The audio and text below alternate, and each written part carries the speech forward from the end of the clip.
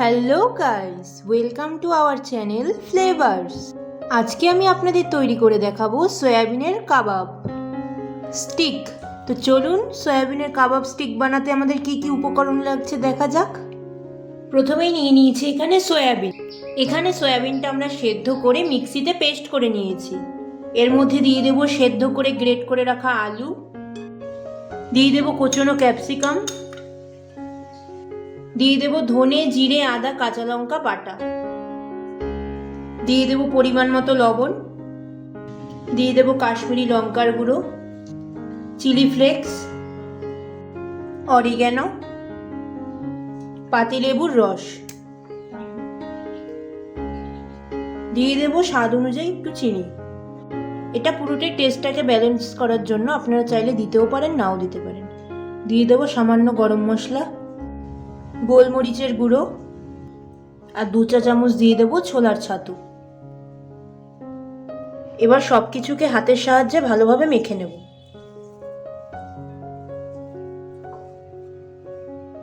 দিয়ে দেবো সামান্য পরিমাণে একটু বাটার,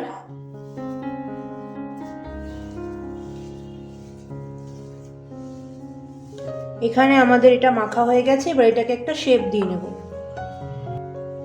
আমরা সামান্য একটু এখানে নিয়ে নেব সয়াবিনের মাখাটা, হাতে নিয়ে হাতের সাহায্যে এইভাবে চেপে চেপে লম্বা করে নেব।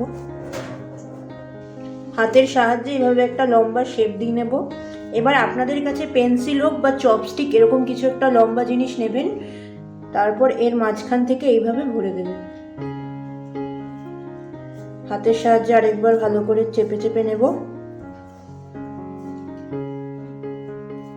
এবার এর মাঝখান থেকে কাঠিটা এইভাবে বের করে নেব। দেখতে পাচ্ছেন এর ভিতরে একটা হোল মতো হয়ে গেছে। এভাবে আমরা প্রত্যেকটা তৈরি করে নেব। এখানে আমাদের একে একে প্রত্যেকটা কাবাব তৈরি হয়ে গেছে। এবার এগুলো আমরা ভেজে নেব।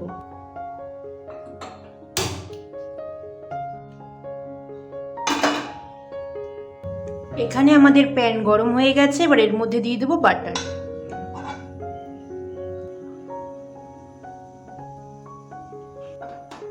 বাটারটাকে প্যানের 4 সাইডে লাগিয়ে নেব। এবার এর মধ্যে একে একে কাবাব স্টিকগুলো দিয়ে দেব।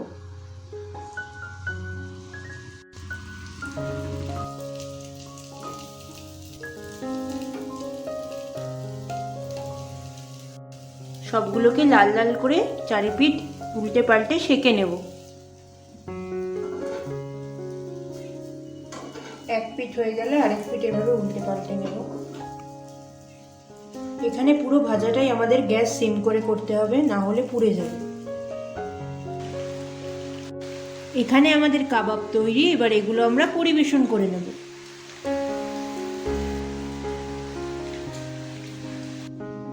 ব্যাস তৈরি হয়ে গেল আমাদের আজকের রেসিপি সয়াবিনের কাবাব স্টিক।